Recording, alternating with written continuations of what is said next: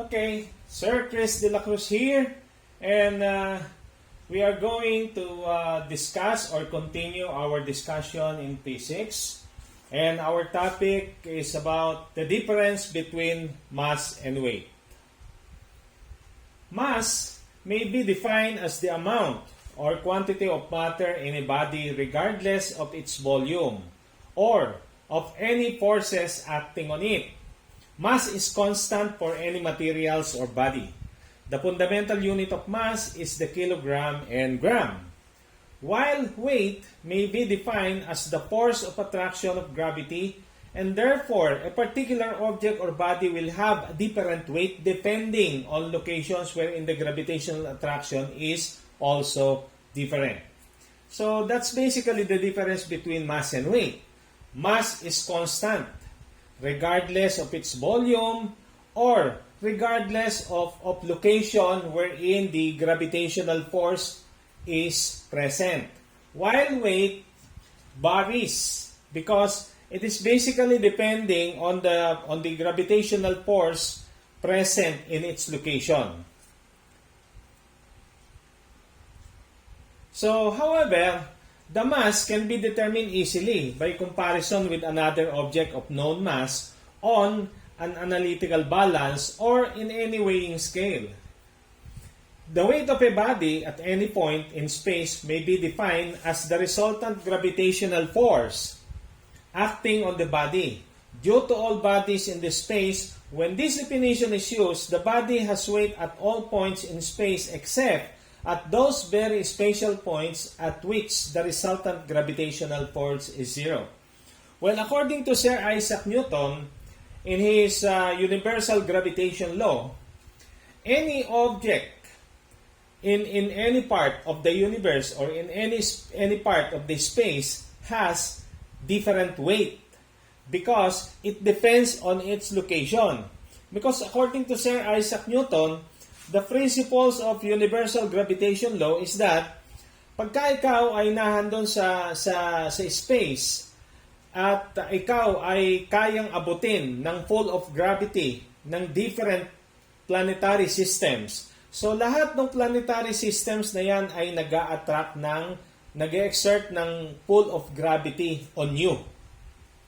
Kaya kung kukuhanin natin kung ano ang weight mo at a particular location in space, iyon ay depende sa resultant gravitational pull of all the planetary system or heavenly bodies exerting gravitational pull on you. But if you are located or near the surface of any particular planet or heavenly bodies, then definitely whatever is the gravitational pull of that particular planet wherein you are located, then doon magdidepende ang weight ng isang object or ang weight mo. But mass, as mentioned earlier in the definition, ito ay constant. Dahil ang mass ay walang kinalaman or walang relasyon ito sa pull of gravity. Kaya kung ikaw ay 50 kilograms, 60 kilograms, 70 kilograms, or 100 kilograms dito sa Earth's surface, mapunta ka man sa outer space, mapunta ka man sa ibang planeta, ang mass mo is still that 50, 60, 70, 80, or 100 kilograms. Hindi iyon nababago. But ang weight really varies depending on the gravitational pull kung saan ikaw ay located.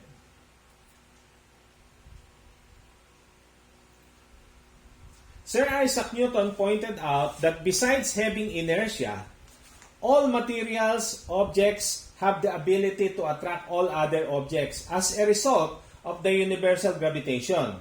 Everything on or near the surface of the earth is attracted towards the earth with a force we call weight. Then that is 2.2 pounds of force attracts a standard 1 kilogram at the earth's gravitational pull of the following. Kasi nung last time na i-discuss natin, nag-start tayo ng discussion about the introduction to P6 and that is about measurement and the different system of units.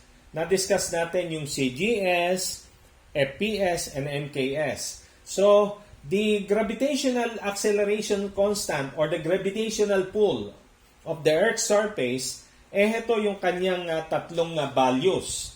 So, that is 32.2 feet per second squared. Kung ang pag-uusapan natin ay FPS o yung tinatawag na English or British system.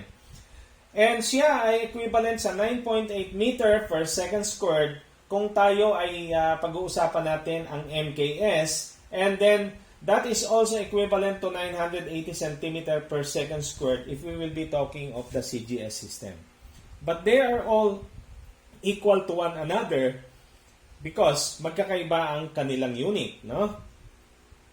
Now, converting from one unit or from one system of unit to another ay madali naman because if you want to recall, then pwede niyong panoorin yung first discussion natin about measurement and system of units because I discussed in that particular topic the method how to convert from one unit into another, particularly yung mga derived units.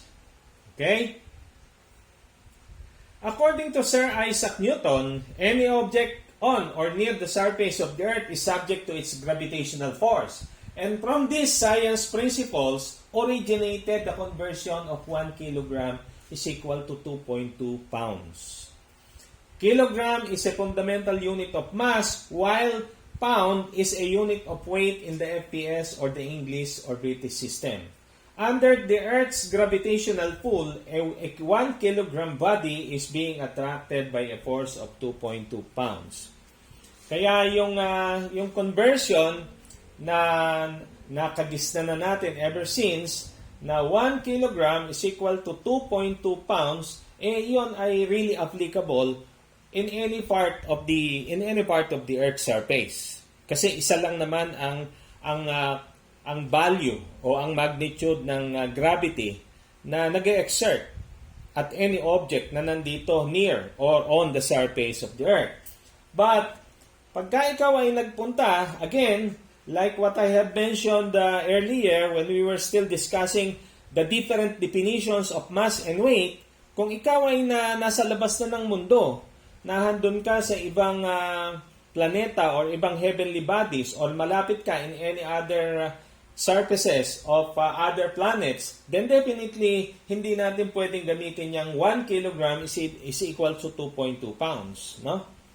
Doon sa mga planetary system or heavenly bodies wherein the pull of gravity is less than the gravitational constant on Earth, then mas mababa sa 2.2 pounds ang equivalent, ang conversion factor ng 1 kilogram.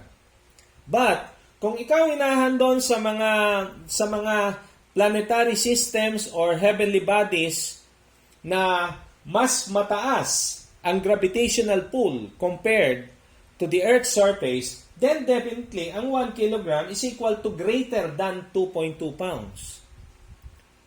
Okay? As a rule of thumb, ang gravitational pull of any object or planetary system or heavenly bodies ay habang lumalaki yung kanyang size or habang siya ay bumibigat, lumalaki din ang gravitational force doon sa planet na yon. Kaya kung pagkukumparahin natin ang mga gravitational force of attraction ng Earth with respect to other planets like Jupiter, Neptune, Saturn, Mars, Venus, no? And even the Moon, then magkakaiba ang kanilang gravitational force. Kasi magkakaiba ang kanilang mass or ang kanilang laki. Okay? Now, by formula, we can convert mass to weight and weight to mass very easily. Because the formula is just weight is equals to the product of the mass and the gravitational constant.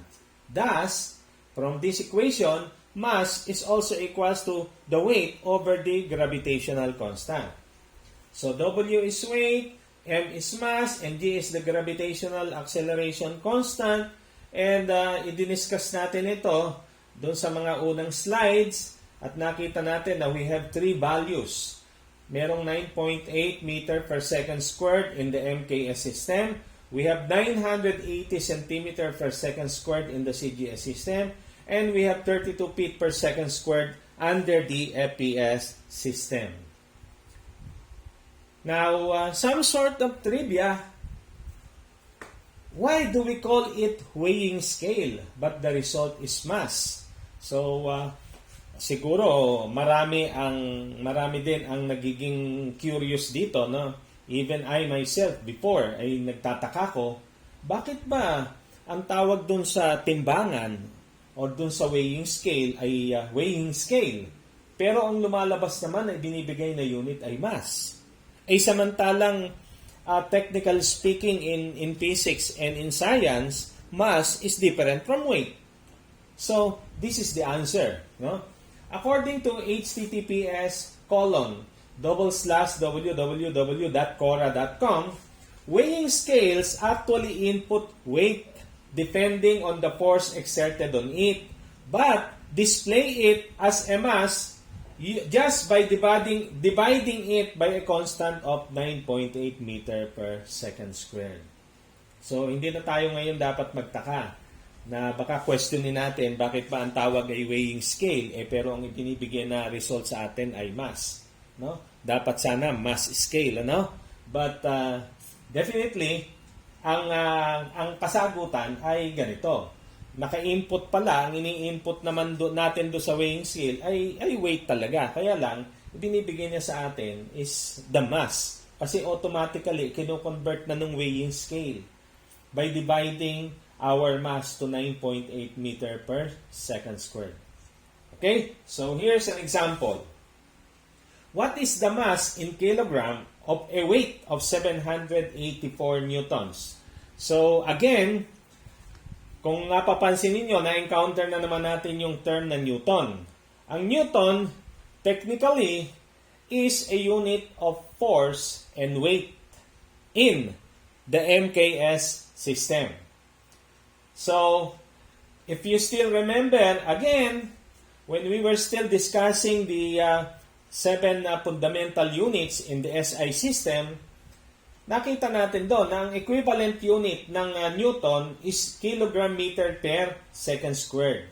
So, 1 Newton is equivalent to 1 kilogram meter per second squared. And later on, as we go along with our topic in physics, particularly pag tayo ay napunta na doon sa Newton's second law of motion, may papaliwanag ko sa inyo ng mas maintindihan yung maigi kung ano ba ang ibig sabihin ng kilogram meter per second squared. So later, abangan nyo and mag-subscribe kayo at lagi kayong mag-update dito sa aking mga presentations. And like I have just told you, sa topic natin on Newton's second law of motion, ipapaliwanag ko ng mas maigi yung Newton na unit na kilogram meter per second squared.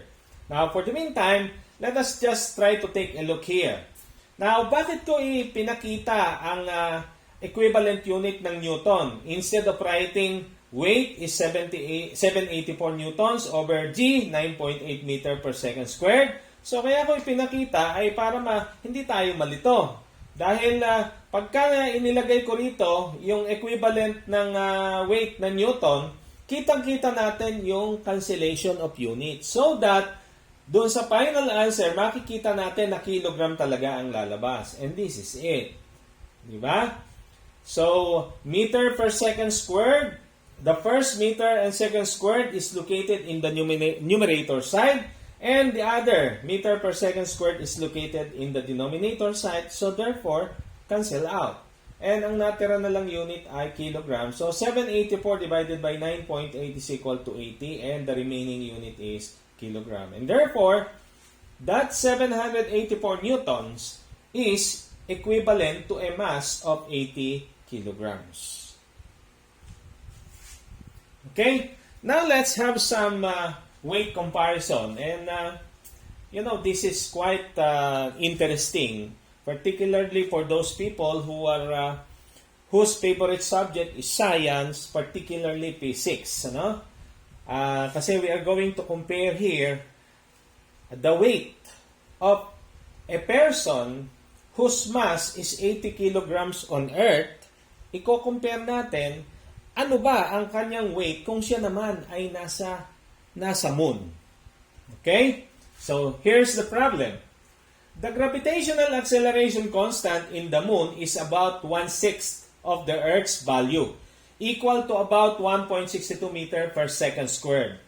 If you are weighing 784 newtons or 80 kilograms on Earth, what is your weight in the moon? Okay? So, ngayon pa lang, if you still remember what I have just told you earlier, na according to Sir Isaac Newton, ang gravitational pull ng isang body, ng isang big body or planets or heavenly bodies ay nagdidepende sa kanyang size. No? The bigger the size of the planetary system or the heavenly bodies, then the bigger is the value of its gravitational pull or gravitational force.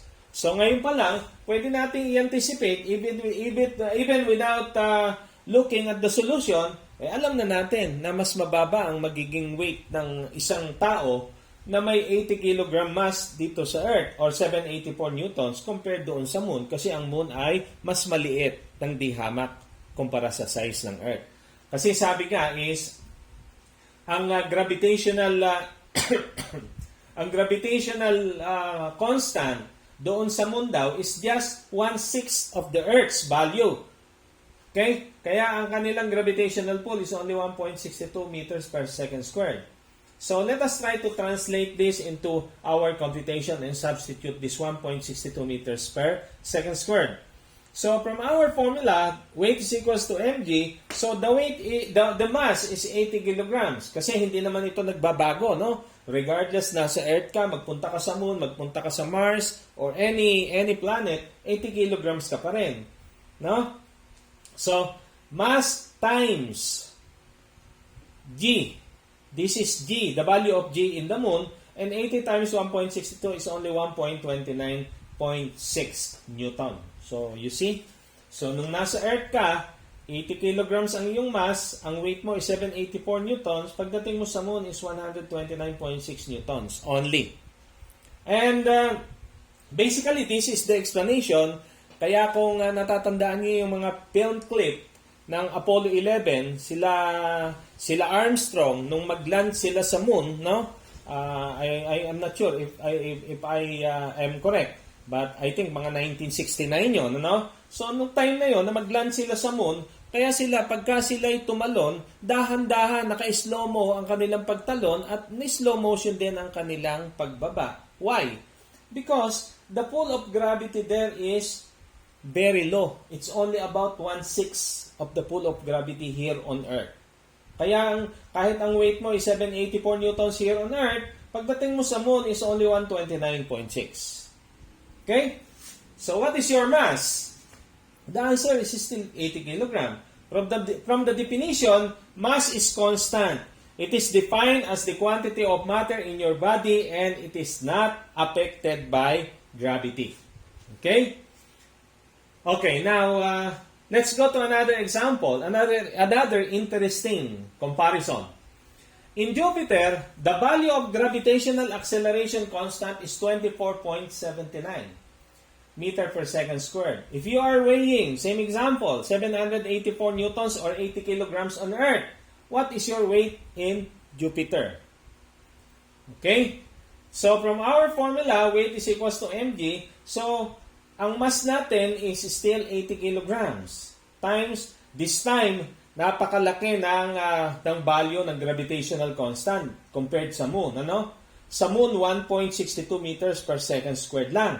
But this time in Jupiter it's 24.79 meters per second squared. So kaya makikita natin dito ang weight mo pag ikaw ay nasa Jupiter is 1983.2 newtons. And that is 2.53 times that of the Earth's weight.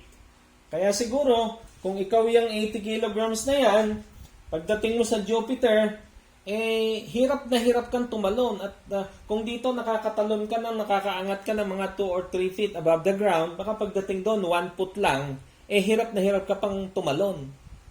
Kasi napakataas ang gravity.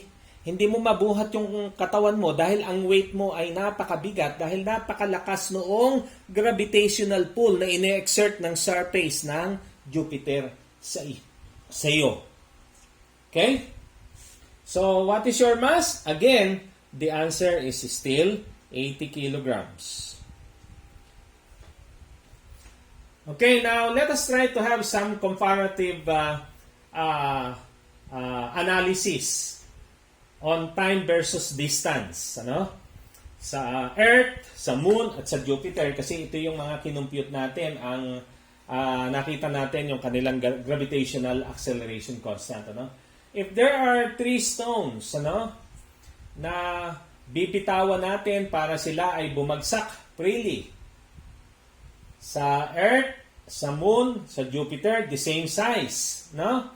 And then, of course, magkakaiba ang value ng gravitational acceleration constant. Sa Earth is 9.8, sa Moon is 1.62, and sa Jupiter ay napakalaki, no?